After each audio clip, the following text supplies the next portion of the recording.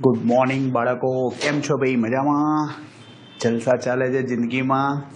બસ તારે એ જ જોઈએ, ખાઈ પીને લહેર કરો અને ભાઈ ભણો, બીજું કંઈ કામ નથી આપણે.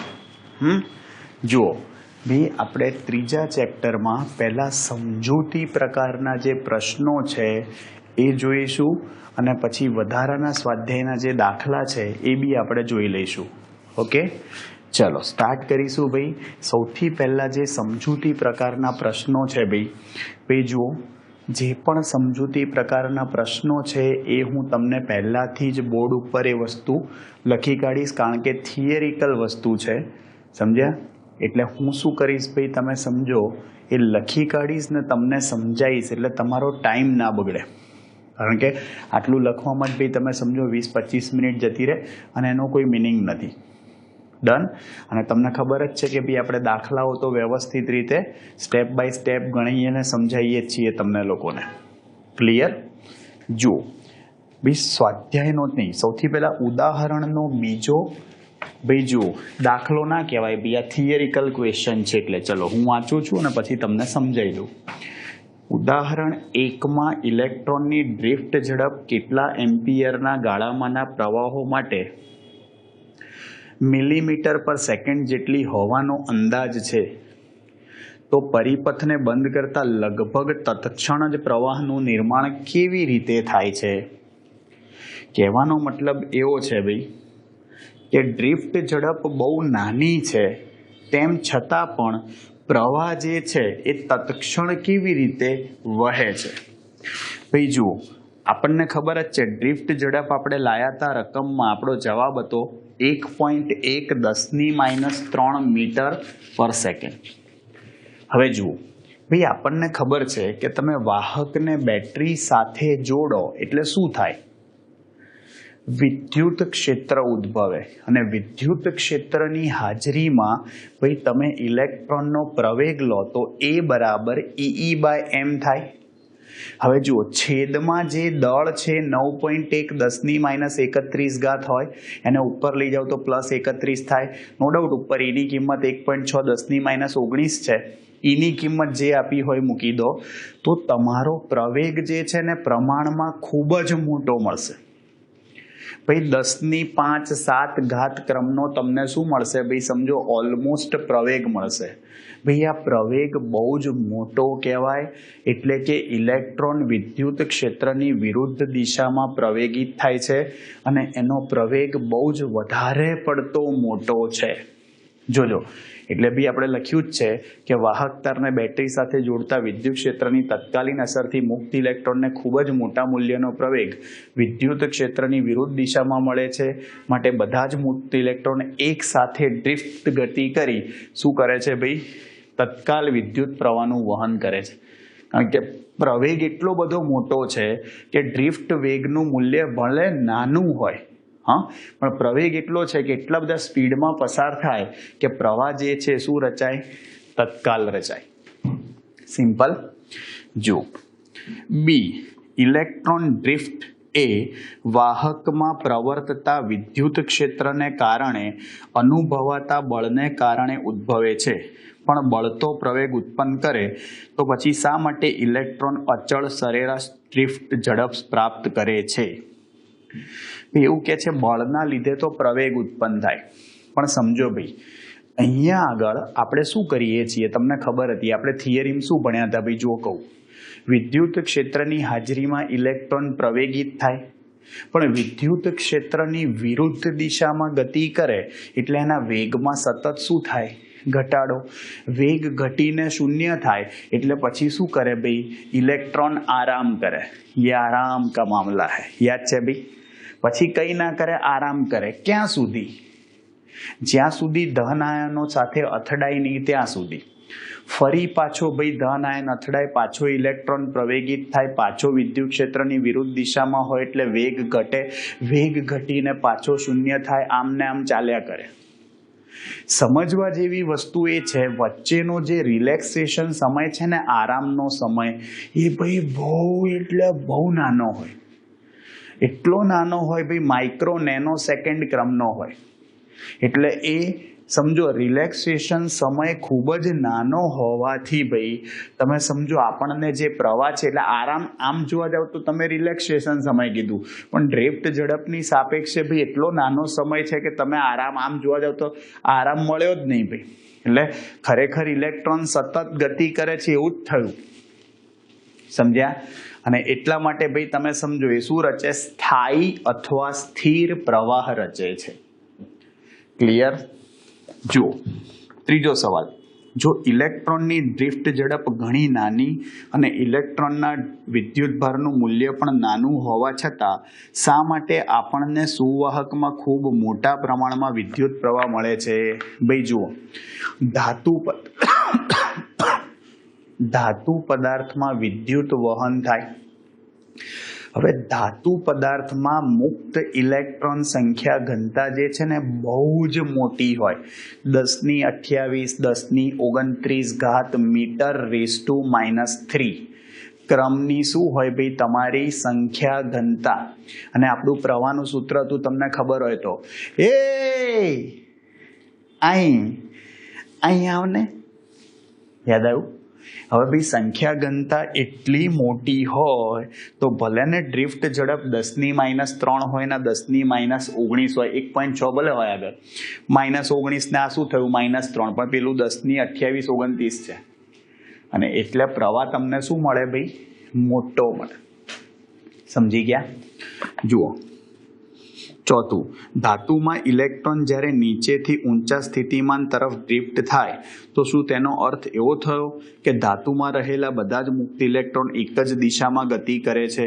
ના ભાઈ, એક જ દિશામાં ગતિ કરે એવું ના હોય, કારણ કે ભાઈ ઉષ્મીય ગતિ પણ થતી હોય, ડ્રિફ્ટ ગતિ પણ થતી હોય. હા, અને એટલા માટે થઈને ભાઈ તમે સમજો ઉષ્મીય ગતિ એટલે ભાઈ વધારાના તાપમાનને કારણે ઇલેક્ટ્રોનની અસ્તવ્યસ્ત ગતિ ઉર્જા સાથે સંકળાયેલી ઉર્જા, એને જ આપણે ઉષ્મ ઉર્જા કહીએ છીએ. એટલે મુક્ત ઇલેક્ટ્રોન અસ્તવ્યસ્ત ગતિ કરતા હોય, સમજ્યા? એ ઉષ્મીય ગતિના કારણે. એટલે ભાઈ એવું ના કહી શકાય કે એક જ દિશામાં ગતિ કરે. ક્લિયર? અને છેલ્લો ઈ પૂછ્યો છે કે શું બે ક્રમિક અથડામણ વચ્ચે ઇલેક્ટ્રોનનો પથ એ વિદ્યુત ક્ષેત્રની ગેરહાજરીમાં અને વિદ્યુત ક્ષેત્રની હાજરીમાં સુરેખ હશે? ભાઈ વિદ્યુત ક્ષેત્રની ગેરહાજરીમાં એણે ડ્રિફ્ટ ના થવું પડે, ઘસડાવું ના પડે, કારણ કે એણે વિદ્યુત ક્ષેત્રનો સામનો નથી કરવાનો. એટલે વિદ્યુત ક્ષેત્રની ગેરહાજરીમાં સુરેખ હોય અને હાજરીમાં વક્ર માર્ગ થઈ જાય. અને આપણે ભાઈ પહેલા ચેપ્ટરમાં સાબિત કર્યું હતું જ કે વિદ્યુત ક્ષેત્રમાં દાખલ થતા વિદ્યુત ભારનો ગતિપથ કેવો હતો? યાદ હોય તો પરવલયાકાર. યાદ છે? પહેલા ચેપ્ટરમાં સાબિત કર્યું હતું આપણે. ઓકે, એટલે એ ધ્યાન રાખજો. જુઓ આ તમારો ઉદાહરણનો બીજો થયો. જુઓ, ઉદાહરણ અને સ્વાધ્યાયમાં બીજો કોઈ પણ સમજૂતી પ્રકારનો પ્રશ્ન નથી.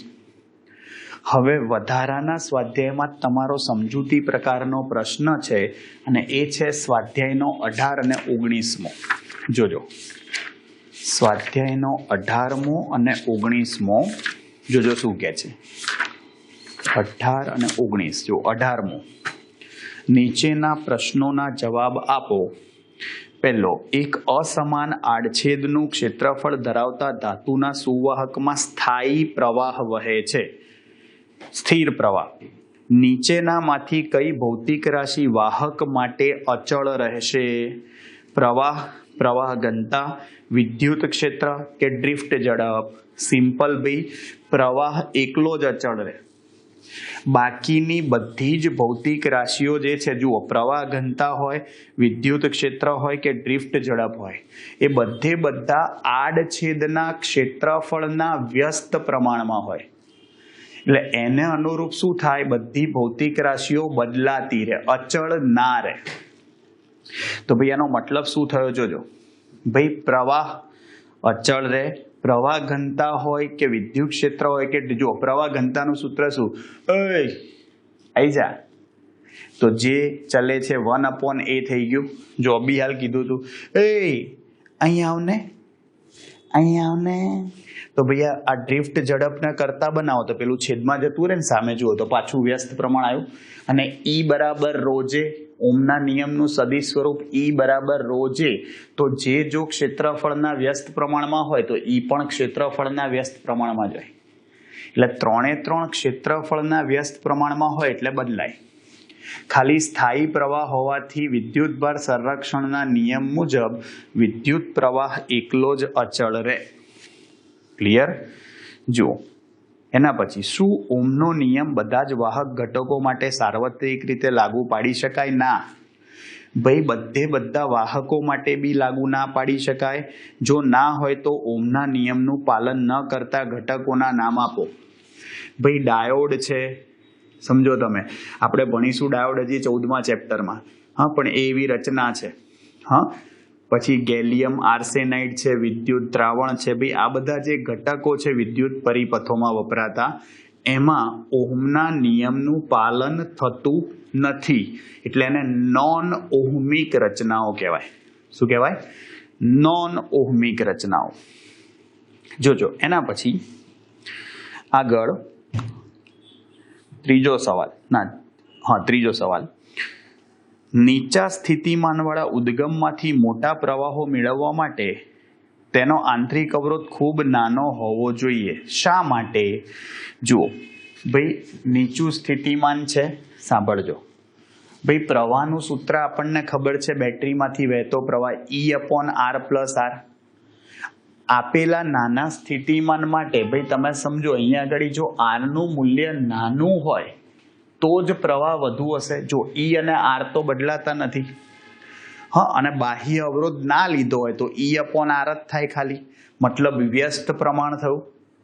અને વ્યસ્ત પ્રમાણ હોય તો યસ, જેટલો આંતરિક અવરોધ નાનો હોય એટલો તમારો પ્રવાહ કેવો હશે? મોટો હશે. ક્લિયર? અને ડી, ચોથો ક્વેશ્ચન એવો છે કે હાઈ ટેન્શન, ધારો કે 6 કિલોવોલ્ટના સપ્લાયનો આંતરિક અવરોધ ઘણો વધારે રાખવામાં આવે છે. શા માટે? જુઓ, કહેવાનો મતલબ કે જે હાઈ ટેન્શન વાળી ટ્રાન્સમિશન લાઈન જતી હોય ભાઈ, જે ઘરમાં પાવર આવતો હોય, આપણે પાવર સ્ટેશનમાંથી ને બધી બહુ જ ઊંચા વોલ્ટેજ હોય, જો એનો આંતરિક અવરોધ મોટો ના રાખ્યો હોય તો પ્રોબ્લેમ શું થાય ભાઈ? શોર્ટ સર્કિટ થવાનો ચાન્સ વધી જાય. જો શોર્ટ સર્કિટ થાય એટલે કે બાહ્ય અવરોધ શૂન્ય હોય, સાંભળજો, બાહ્ય અવરોધ કેપિટલ R બરાબર 0, એટલે કે શોર્ટ સર્કિટ, તો I બરાબર E/R થઈ જાય. હવે જો પ્રવાહ, બાહ્ય અવરોધ તો છે નહીં, જો આંતરિક અવરોધ તમે નાનો રાખો તો શોર્ટ સર્કિટના કારણે ભાઈ બહુ જ બધા વિદ્યુત પરિપથોને નુકસાન થાય, એની કેપેસિટી કરતાં વધારે પ્રવાહ પસાર થઈ જાય. શોર્ટ સર્કિટના કારણે ભાઈ આપણને ખબર છે, મોટી ફેક્ટરીમાં ને એમાં ભાઈ જાનહાનિ બી થઈ શકે. હા, અને એટલા માટે ભાઈ જો તમે સ્મોલ r પહેલાથી હાઈ ટેન્શન લાઇનમાં મોટો રાખ્યો હોય આંતરિક અવરોધ, તો પ્રવાહ ઘટી શકે, તો એની અસર જે છે I²RT, ઉષ્મા ઉર્જા ઉત્પન્ન થવાની, એ ઘટાડી શકાય. ખબર પડી? અને એટલા માટે થઈને હાઈ ટેન્શન લાઇનમાં આંતરિક અવરોધ પહેલાથી જ મોટો હોય તો એ વધારે બેટર ઓપ્શન છે. એના પછી જોજો 19મો, ભાઈ આમાં ખાલી એવું જ કીધું છે કે સાચો વિકલ્પ પસંદ કરો. સિમ્પલ છે, હા ના જેવું છે. મિશ્ર ધાતુઓની અવરોધકતા સામાન્ય રીતે તેમની ઘટક ધાતુઓની અવરોધકતા કરતાં ખાલી જગ્યા હોય.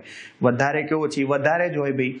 જો મિશ્ર ધાતુઓ એટલે 2, 3, 4 ધાતુઓનું મિશ્રણ. હવે ધાતુઓ જે છે, પ્યોર ધાતુઓ, એની અવરોધકતા બહુ જ ઓછી હોય, 10⁻8 ઓમ ઇન્ટુ મીટર ક્રમની. અને તમે બધી ધાતુઓ ભેગી કરો તો મિશ્ર ધાતુઓની અવરોધકતા એનાથી વધારે થાય. કમ્પેરેટિવલી એટલી બધા બી વધારે ના હોય ભાઈ, પણ સાપેક્ષમાં વધારે કહેવાય. બીજું, સામાન્ય રીતે શુદ્ધ ધાતુઓ કરતાં મિશ્ર ધાતુઓના અવરોધકતાના તાપમાન ગુણાંક ખાલી જગ્યા હોય. ભાઈ નાનો હોય, આના ઉપરથી જ આવે. હા, મિશ્ર ધાતુઓ માટે અવરોધકતાનો તાપમાન ગુણાંક કેવો થઈ જાય? નાનો, આલ્ફા. હા, અને એના પછી મિશ્ર ધાતુ મેંગેનીનની અવરોધકતા તાપમાનથી લગભગ સ્વતંત્ર હોય છે, બરાબર, અથવા તાપમાન સાથે ખૂબ ઝડપથી વધે છે. બેમાંથી કયો ઓપ્શન આવે? સિમ્પલ ભાઈ, મિશ્ર ધાતુ હોય એની અવરોધકતા તાપમાનથી લગભગ સ્વતંત્ર હોય. હા, મેંગેનીન છે, નાઇક્રોમ છે, હા, આ બધી મિશ્ર ધાતુઓ કહેવાય. મેંગેનીન એટલે ભાઈ મેંગેનીઝ, નિકલ અને આયનની મિશ્ર ધાતુ છે. હા, એ તાપમાન પર બહુ આધાર ના રાખે, એનાથી સ્વતંત્ર હોય એવું આપણે થિયરીમાં પણ કીધું હતું. અને છેલ્લે એવું પૂછે છે કે એક લાક્ષણિક અવાહક અંબર ની અવરોધકતા ધાતુ કરતા 1022 કે 23 કયા ના ક્રમ જેટલી વધારે હોય? સિમ્પલ ભાઈ, આપણને થિયરી ખબર હોય તો આ વસ્તુ આવડી જાય. 1022 યાદ જ રાખવું પડશે તમારે. અમુક ભાઈ થિયરિકલ વસ્તુ હોય તમારે યાદ રાખવી પડશે. ઓકે, તો જુઓ અહીંયા શું આવશે ભાઈ? અવાહક જે છે આ અંબર એ નોર્મલ ધાતુની ભાઈ જે અવરોધકતા છે એના કરતા કેટલા ગણી વધારે છે? 1022 ગણી વધારે હોય છે. ક્લિયર? જુઓ ભાઈ, આ તમારા સમજૂતી પ્રકારના પ્રશ્નો થયા છે. ક્લિયર ભાઈ? આવડે? જુઓ, હજી પણ ભાઈ આવા એકાદ બે ક્વેશ્ચન છે એ આપણે જોઈ લઈશું અને પછી આપણે વધારાના સ્વાધ્યાયના જે દાખલા છે એ ગણીશું. ઓકે, હવે ભાઈ હું ફરી એક વખત બોર્ડ ભરી અને પછી તમને સમજાવી દઈશ. ઓકે, જોજો વિદ્યાર્થી મિત્રો, હવે જોઈશું સ્વાધ્યાયનો 17મો, બરાબર. ભાઈ દાખલો તો નથી કહેતા આપણે, બરાબર. જોજો, ક્વેશ્ચન એવું કે છે મેંગેનીન મિશ્ર ધાતુના બનેલા અવરોધ માટે નીચે મુજબના અવલોકન પરથી તમે શું તારણ કાઢશો?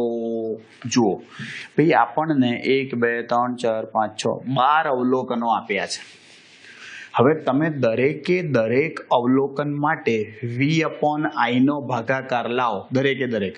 જુઓ, પહેલું અવલોકન છે 3.94 ભાગ્યા 0.2 લખો. તમારો જવાબ 19.7 આવશે. ભાઈ 19.66 આવે, 19.67 આવે તો એ 19.7 જ કહેવાય. હો, ઓકે. પછી જુઓ, એના પછી બીજા અવલોકનમાં 7.87/0.4, પછી 11.8/0.6, 15.7/0.8, 19.7/1, પછી 39.4/2. ભાઈ બધાના જમણી બાજુ બી જે છે તમે કોઈ પણનો ગુણોત્તર લો તો તમારો જવાબ V/I બરાબર R 19.7 ઓમ આવશે. 12 અવલોકનનો તમારો જવાબ સરખો જ આવશે. એનો મતલબ શું? એનો મતલબ એ છે કે ભાઈ અહીંયા R અવરોધ અચળ છે એટલે કે V ચલે છે I થયું. એનો મતલબ કે મેંગેનીન માટે આપેલા અવલોકન કોઠા પરથી એવું કહી શકાય કે ઓહમના નિયમનું પાલન થાય છે. ક્લિયર? આમ ઓહમના નિયમનું પાલન થાય છે. ક્લિયર ભાઈ? જો એના પછી છે તમારો સ્વાધ્યાયનો 22મો. જોજો ભાઈ, એમાં પહેલી જ વસ્તુ શોધવાની છે, બાકી પાછળથી બધા એસક્યુટ છે, શોર્ટ ક્વેશ્ચન છે, સમજૂતી પ્રકારના પ્રશ્નો છે. જુઓ, ક્વેશ્ચનમાં આવું કહે છે કે આકૃતિમાં 2 વોલ્ટ અને 0.4 ઓહમનો આંતરિક અવરોધ ધરાવતો વિદ્યુત કોષ પોટેન્શિયોમીટરના અવરોધક તાર ABના 2 છેડા વચ્ચે સ્થિતિમાન જાળવી રાખે છે.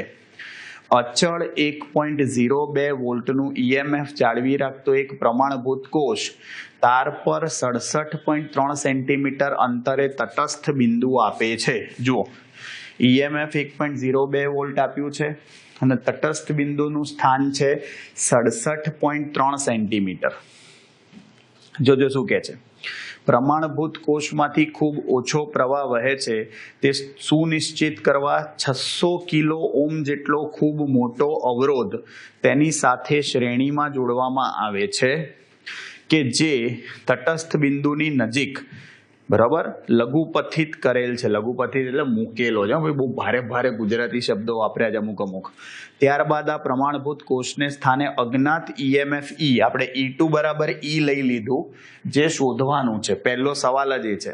અને આ જ રીતે તટસ્થ બિંદુ શોધવામાં આવે તો એ 82.3 સેન્ટીમીટર અંતરે મળે છે. સવાલો છે અલગ અલગ. જુઓ, પહેલો સવાલ એવો છે, E નું મૂલ્ય કેટલું થશે? E શોધવો છે. સિમ્પલ ભાઈ. કઈ રીતે ખબર પડે સમજાવો ભાઈ. ઈ ચલે છે એલ. આપણો પોટેન્શિયોમીટરનો સિદ્ધાંત ભાઈ શું આવે? પોટેન્શિયોમીટરનો સિદ્ધાંત. ઈ ચલે છે એલ.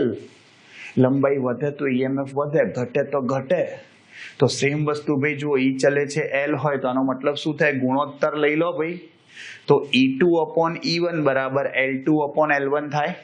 ચલો E2 ને સૂત્રનો કરતા બનાવો, E1 સામે નાખી દો ભાઈ, કિંમત મૂકીને જવાબ લઈ આવો. જુઓ 1.02 છે, L2 82.3 છે, L1 67.3 છે. શું આવે? ઈએમએફ ભાઈ 1.25 વોલ્ટ. હવે આ ખાસ ધ્યાન રાખજો ભાઈ, આ તમારું ઈએમએફ થયું. આ પહેલો સવાલ ખાલી ગણવા વાળો હતો, ખાલી પોટેન્શિયોમીટરના સિદ્ધાંતનો ઉપયોગ કર્યો. એના પછી જોજો હવે આગળનો સવાલ, 600 કિલો ઓહ્મના ખૂબ મોટા અવરોધનો હેતુ શું છે?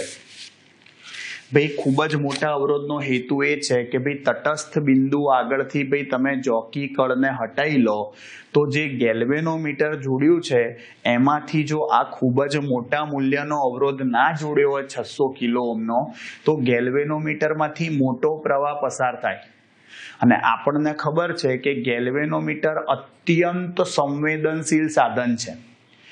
એક પ્રવાહના ખૂબ જ નાના મૂલ્ય માટે પણ ભાઈ આખો કાંટો ફરી જાય, એટલે કે પૂર્ણ સ્કેલ આવર્તન દર્શાવે, તરત ડાચું ફરી જાય, ખોટું લાગી જાય ભાઈ, સમજ્યા? અને એટલા માટે ભાઈ તમે સમજો એવું ના થાય, ઓવરહીટ થઈ અને ગેલ્વેનોમીટરની કોઇલ બળી ના જાય, ગેલ્વેનોમીટરને નુકસાન ના થાય, એના માટે થઈ અને મોટા મૂલ્યનો અવરોધ જોડવામાં આવે છે. બહુ મોટો છે, જુઓ 600 કિલો ઓહ્મ. ક્લિયર? એના પછી આ મોટા અવરોધથી તટસ્થ બિંદુ પર કઈ અસર થશે? ના થાય. કારણ કે આમ બી તમે જ્યારે તટસ્થ બિંદુ શોધતા હો ત્યારે આપણો જે ગૌણ કોષ છે એમાંથી કોઈ વિદ્યુત પ્રવાહ વહેતો નથી. હા તમે સમજો ભાઈ, પરિપથમાં જે મુખ્ય બેટરી જોડી હોય જેમાંથી પ્રવાહ વહેતો હોય, હા એને ચાલક બેટરી કહેવાય અથવા મુખ્ય બેટરી કહેવાય અથવા પ્રાથમિક બેટરી કહેવાય. અને જે તમે જોડી હોય જેનો તમારે ઈએમએફ શોધવાનો છે એ શું હોય? ગૌણ બેટરી અથવા સેકન્ડરી કહેવાય. સમજ્યા તમે? આ ખાસ ધ્યાન રાખજો ભાઈ. એટલે એમાંથી આમ બી વિદ્યુત પ્રવાહ વહેતો નથી, એટલે અવરોધથી એને કોઈ ફરક ના પડે. શું પોટેન્શિયોમીટર ચાલક કોષનું ઈએમએફ 2 વોલ્ટને બદલે 1 વોલ્ટ હોત તો ઉપરની પરિસ્થિતિમાં આ રીત કારગત નીવડત? હા ભાઈ, કારણ કે ઈ ચલે છે L1 છે ભાઈ, તમારી લંબાઈ બદલાય તો E1 બદલાઈ જાય. અને જુઓ ઈએમએફ અને સ્મોલ r જો તમારું બદલાય તો તટસ્થ બિંદુનું સ્થાન જે છે એ શું થઈ જશે? બદલાઈ જશે. અને છેલ્લે એવું પૂછે છે, શું આ પરિપથ ખૂબ જ નાના ઈએમએફ જેમ કે કેટલાક મિલીવોલ્ટના ક્રમના જોજો શોધવા માટે કામ કરી શકે? જો ના તો તમે પરિપથમાં શું ફેરફાર કરશો? જુઓ ભાઈ, ના થઈ શકે. કારણ કે મેં તમને કીધું એમ, જુઓ પોટેન્શિયોમીટરમાં જે ગૌણ પરિપથ હોય ને એનો ઈએમએફ ક્યારેય ભાઈ બાહ્ય પરિપથ જે છે મુખ્ય પરિપથ એના ઈએમએફ કરતા મોટો ના હોવો જોઈએ. અહીંયા તો આપણને એવું કીધું હતું, જોજો કે કોષનું ઈએમએફ 2 વોલ્ટને બદલે 1 વોલ્ટ કરી કાઢ્યું ભાઈ, બરોબર? અને બાહ્ય પરિપથ જે છે તમે સમજો એનો ઈએમએફ જે છે એ નાનો હોય ગૌણ ઈએમએફ કરતા, તો એ ચાલે નહીં ભાઈ. બાપ કરતા બેટો નાનો જ હોય. બાપ એટલે મુખ્ય પરિપથની બેટરી અને બેટો એટલે ગૌણ પરિપથની બેટરી. સમજી ગયા? એટલે એવું ના ચાલે. સમજી ગયા? જો ભાઈ આ તમારા સિમ્પલ સમજૂતી પ્રકારના પ્રશ્નો આપણે જોયા. હવે ભાઈ જોઈશું દાખલા જે છે વધારાના સ્વાધ્યાયના, એ દાખલા જોઈશું. જુઓ ચેક કરીએ ભાઈ આપણે એ વસ્તુ. સૌથી પહેલા સ્વાધ્યાયનો 23મો દાખલો જોઈ લઈએ છીએ ભાઈ. જુઓ ભાઈ, લખતાની ફાઇલ મને હું ચોપડી નીચે મૂકી રાખીશ રકમ વાંચવા. જોજો સ્વાધ્યાયનો દાખલા નંબર 23મો ક્વેશ્ચન એવો કહે છે, આકૃતિમાં 1.5 વોલ્ટના કોષનો આંતરિક અવરોધ શોધવા માટે વપરાયેલા 2 વોલ્ટનો પોટેન્શિયોમીટર દર્શાવે છે. ખુલ્લા પરિપથની સ્થિતિમાં કોષ માટે તટસ્થ બિંદુ 76.3 સેન્ટીમીટર આગળ છે. ભાઈ જ્યારે ઓપન ભાઈ કળ ઓપન હોય ત્યારે ભાઈ તટસ્થ બિંદુ આપ્યું છે જોજો જ્યારે કળ ઓપન હોય ત્યારે ઓપન એટલે ખુલ્લી હોય ત્યારે તો ત્યારે તટસ્થ બિંદુનું સ્થાન આપણે એને L1 કહી દઈએ જો કળ ઓપન હોય ત્યારે તટસ્થ બિંદુનું સ્થાન 76.3 સેન્ટીમીટર આપ્યું છે અને ભાઈ જ્યારે કળ ક્લોઝ હોય ત્યારે ભાઈ જ્યારે કળ ક્લોઝ હોય ત્યારે તો ત્યારે તટસ્થ બિંદુનું સ્થાન શું આપ્યું છે ભાઈ L2 બરાબર જો કેટલું છે L2 બરાબર 64.8 સેન્ટીમીટર અને બાહ્ય પરિપથનો અવરોધ ભાઈ 64.8 અને બાહ્ય પરિપથનો અવરોધ એટલે કેપિટલ R આપ્યો છે ભાઈ બાહ્ય પરિપથનો અવરોધ કેપિટલ R આપ્યો છે અને કેપિટલ R આપ્યો છે 9.5 ઓમ છે ભાઈ યસ શું કહે છે જોજો તો કોષનો આંતરિક અવરોધ શોધો ભાઈ સ્મોલ r આંતરિક અવરોધ શોધવાનો છે કેટલા ઓમ થાય જોજો ભાઈ ધ્યાનથી કોષનો આંતરિક અવરોધ ભાઈ પોટેન્શિયોમીટરની મદદથી કોષનો આંતરિક અવરોધ શોધવાનું સૂત્ર શું આવે ભાઈ યાદ છે સૂત્ર કિંમત જવાબ હે હે હે હે ખાલી સૂત્ર આવડવું જોઈએ capital R into L1 upon L2 minus 1 capital R કેટલું છે ભાઈ 9.5 છે L1 અપોન L2 કેટલા છે 76.3 અપોન 64.8 માઇનસ 1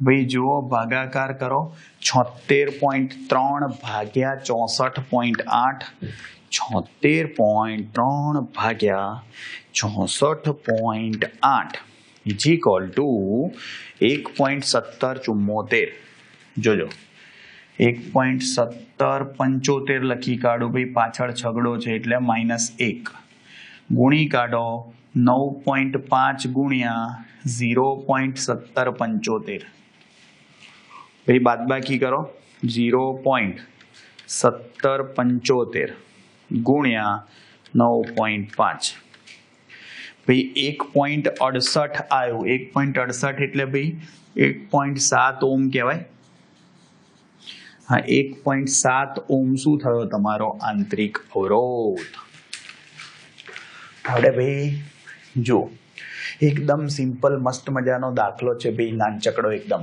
ક્યુટ દાખલો છે ભાઈ દેખાવ જો સ્વાધ્યાયનો 23મો આવડશે ભાઈ ચલો હજી જોઈએ ભાઈ જુઓ સ્વાધ્યાયનો દાખલા નંબર ભાઈ 14મો જોજો શું કહે છે સ્વાધ્યાયનો 14મો દાખલો વાંચીએ રકમ ભાઈ કાઢી નાખીએ હવે ભાઈ જોજો હે માડી તારા મંદિરિયામાં ગંધર્વ ગાજે માડી તારા મંદિરિયામાં ગંધર્વ ગાજે હે ઊંચા ઊંચા ડુંગરિયામાં માડી તું બિરાજે ઊંચા ઊંચા ડુંગરિયામાં માડી તું બિરાજે હે માડી તારા મંદિરિયામાં ગંધર્વ ગાજે જય અંબે બોલો જય અંબે જય અંબે બોલો જય અંબે જોજો ભાઈ જોઈએ સ્વાધ્યાયનો દાખલા નંબર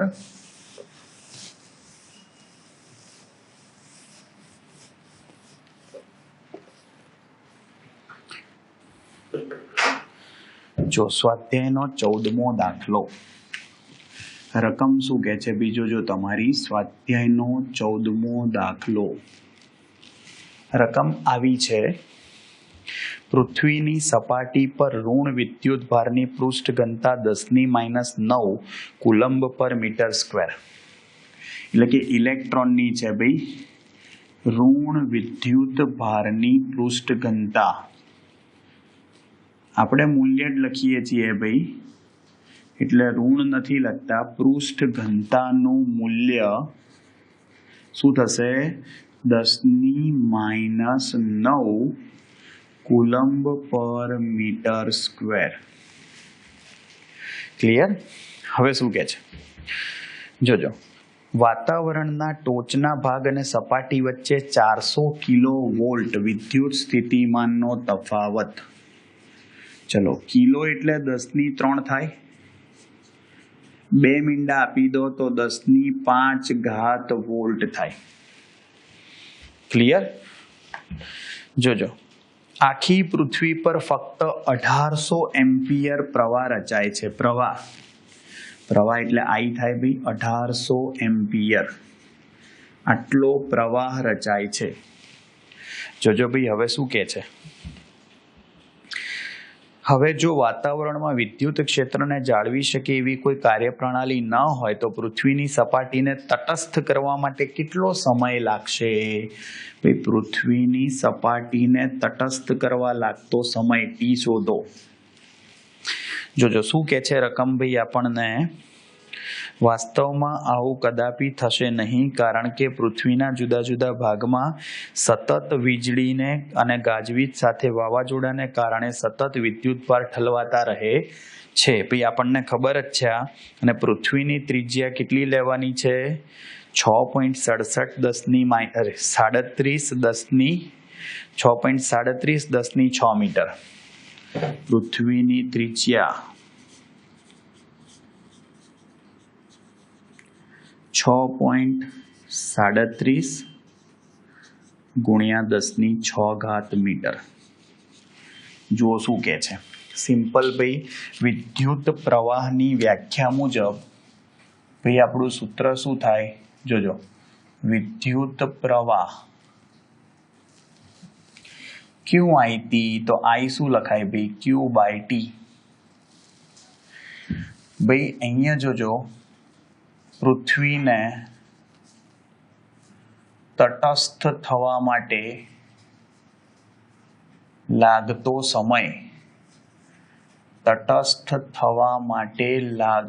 સમય, એટલે કે T ને કરતા બનાવો તો Q/I લખાય. ચલો, Q કઈ રીતે શોધવાનો જોજો, તો કે જ્યાં પૃષ્ઠ વિદ્યુત ભાર ઘનતા સિગ્મા બરાબર Q/A લખાય. ભાઈ સિગ્મા બરાબર Q, ભાઈ અહીંયા આગળ W બરાબર VQ. જોજો અહીંયા આગળ ભાઈ તમને પ્રવાહ આપ્યો છે Q, સિગ્મા અને ત્રિજ્યા જ લેવી પડશે. આ પૃષ્ઠ વિદ્યુત 4πr² લઈ લો. ચલો ભાઈ ગોળાને આપણે શું લઈએ છીએ? ક્ષેત્રફળ. ભાઈ પૃથ્વીને ગોળા તરીકે તો લઈએ છીએ. ગોળાનું ક્ષેત્રફળ શું થાય? Q/4πr². તો Q બરાબર સિગ્મા ઇન્ટુ 4πr² લખાય. I પણ નથી આપ્યો ભાઈ, સોરી, I તો છે 1800, ફેરવવાની જરૂર નથી, અને I આપી જ દીધો છે 1800, મૂકી દો. ચલો, તો સમયની કિંમત શું થાય જુઓ, સિગ્મા ઇન્ટુ Qની જગ્યાએ સિગ્મા ઇન્ટુ 4πr², છેદમાં પ્રવાહ તો છે જ, મૂકી દો. ચલો, કિંમતો જવાબ આવી જશે. સિગ્મા કેટલું છે? 10⁻⁹. 4π 3.14 થાય. ત્રિજ્યા શું થાય? 6.37 10⁶ અપોન પ્રવાહ કેટલો છે? 1800 એમ્પિયર. ભાઈ સાદું રૂપ આપી દેજો, હું જવાબ જ લખું છું સીધો. જુઓ સમય કેટલો આવશે અહીંયા આગળ? 283 સેકન્ડ, 283 સેકન્ડ. હવે ભાઈ આ તમારો સમય આવી ગયો. હવે 283 સેકન્ડ થયું. ક્લિયર? જુઓ એના પછી ભાઈ આપણને સ્વાધ્યાયનો 15મો દાખલો આપ્યો છે. જોજો, સ્વાધ્યાયનો દાખલા નંબર 15. ક્વેશ્ચન શું કહે છે? જોજો, આવું કહે છે કે દરેકને 2 વોલ્ટ જેટલું ઈએમએફ અને 0.015 ઓમ જેટલો આંતરિક અવરોધ હોય તેવા 6 લેડ એસિડ પ્રકારના ગૌણ વિદ્યુત કોષોને શ્રેણીમાં જોડી 8.5 ઓમના અવરોધ સાથે ઉદ્ગમ તરીકે જોડવામાં આવે છે. ઉદ્ગમમાંથી ખેંચાતો પ્રવાહ અને ટર્મિનલ વોલ્ટેજ કેટલા હશે? જુઓ ભાઈ, દરેક બેટરીનો ઈએમએફ 2 વોલ્ટ છે. આવા 6 કોષોને ભાઈ તમે શ્રેણીમાં જોડ્યા છે. દરેકનો આંતરિક અવરોધ આપ્યો છે કેટલો ભાઈ? 0.015 ઓમ. બરોબર. અને શું કહે છે? જોજો, અને શ્રેણીમાં જોડી બાહ્ય અવરોધ આપ્યો છે 8.5 ઓમ. ચલો શું કરીશું? શું પૂછ્યું ભાઈ? પહેલા જોજો ભાઈ, આ કોષોમાંથી વહેતો પ્રવાહ કઈ રીતે શોધાય? કોષોમાંથી વહેતો પ્રવાહ કુલ ઈએમએફ અપોન કુલ અવરોધ. ચલો, કુલ ઈએમએફ એટલે ભાઈ કુલ વોલ્ટેજ અપોન કુલ અવરોધ કરો એટલે શું મળી જાય? કુલ પ્રવાહ મળી જાય. ચલો, કુલ ઈએમએફ કેટલું ભાઈ? ભાઈ બેટરીઓ શ્રેણીમાં હોય એટલે ઈએમએફ નો સરવાળો થાય. તો 6 બેટરી શ્રેણીમાં હોય તો શું થાય? એની અવરોધો જોજો, કેપિટલ આર છે, એની સાથે સ્મોલ આર. એક બેટરીનો આંતરિક અવરોધ સ્મોલ આર છે, એવી n બેટરી છે, તો એને શ્રેણીમાં જોડો તો nr થાય. ચલો, n કેટલું છે? 6. ઈએમએફ કેટલું છે? 2 ભાગ્યા કેપિટલ આર કેટલું છે? 8.5 પ્લસ 6 ગુણ્યા 0.015. ભાઈ આ 0.015 ગુણ્યા 6 કેટલા થશે? 0.9 થશે. હા, એટલે તમારે શું થશે? છેદમાં ભાઈ અહીંયા આગળ જવાબ જ લખું છું ડાયરેક્ટલી, 1.4 એમ્પિયર તમારો જવાબ થશે. ભાઈ કેલ્સીથી ગણતરી તમે કરજો જાતે, હો ને. હા, જવાબ આવ્યો તમારો 1.4 એમ્પિયર. અને હજી શું પૂછ્યું છે આપણને? જોજો, તો કે ભાઈ ટર્મિનલ વોલ્ટેજ. તો ટર્મિનલ વોલ્ટેજ તો શું લખાય? V is equal to IR. ભાઈ terminal voltage V is equal to શું થાય? IR. જો પ્રવાહ કેટલો છે? 1.4. બાહ્ય અવરોધ કેટલો છે? 8.5. ગુણાકાર કરી કાઢો ભાઈ. 1.4 ગુણ્યા 8.5 કરો. જો 1.4 ગુણ્યા 11.9 આવશે. 11.9 વોલ્ટ ટર્મિનલ વોલ્ટેજ આવી ગયો. હવે અને બીજું શું પૂછ્યું છે? જોજો, હવે બીજો ક્વેશ્ચન એવો પૂછ્યો છે, લાંબા વપરાશ બાદ એક ગૌણ કોષનું ઈએમએફ 1.9 વોલ્ટ થાય છે અને મોટો આંતરિક અવરોધ 380 ઓમ છે. 380 બહુ મોટો કહેવાય. આ કોષમાંથી કેટલો મહત્તમ પ્રવાહ ખેંચી શકાય? શું આ કોષ કારને ચાલુ કરવાની મોટર ચલાવી શકે? જોજો ભાઈ, જોજો, તમારે મહત્તમ ઈએમએફ આપ્યું છે 1.9 વોલ્ટ અને ભાઈ આંતરિક અવરોધ આપ્યો છે કેટલો છે? જોજો અહીંયા 380 ઓમ. સિમ્પલ ભાઈ, બાહ્ય અવરોધ નથી આપ્યો અહીંયા. તો જુઓ ભાઈ, બેટરીમાંથી વહેતો પ્રવાહ. તો ભાઈ બેટરીમાંથી વહેતો પ્રવાહ કેટલો થાય? એકચ્યુઅલી મહત્તમ પ્રવાહ બાહ્ય અવરોધ ના હોય એટલે. ચલો, મહત્તમ પ્રવાહનું સૂત્ર શું થાય ભાઈ? I max બરાબર E upon R. ઈ કેટલા 1.9 ભાગ્યા 380. ભાઈ જવાબ લાવો 1.9 ભાગ્યા 380 કરો 0.0 બધું આવશે. હા ઓહો બહુ નાનો 0.005. તમે એવું કહી શકો 5 ગુણ્યા 10⁻³ એમ્પિયર એટલે 5 મિલી એમ્પિયર જવાબ થયો. ભાઈ 5 મિલી એમ્પિયર બહુ નાનો પ્રવાહ કહેવાય. તમને એવું પૂછ્યું છે છેલ્લે સવાલમાં, જુઓ શું પૂછ્યું છે કે શું આ કોષ કારને ચાલુ કરવાની મોટર ચલાવી શકશે? ભાઈ ના ચલાવી શકે.